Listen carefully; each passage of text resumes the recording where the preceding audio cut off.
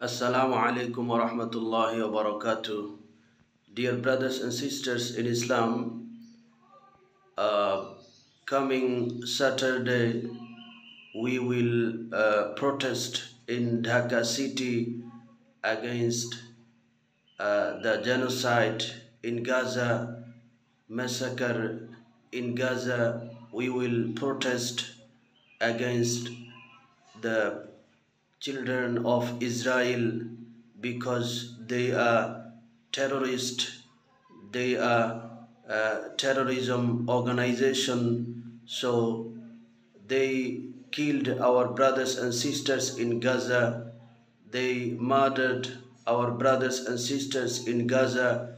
So we will gather in Dhaka city.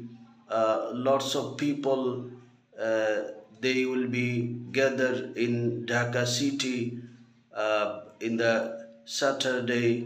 So we will go in Dhaka city and we will protest against the genocide, against the massacre in Gaza.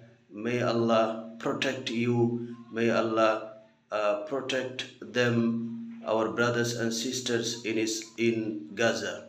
Jazakallahu khair.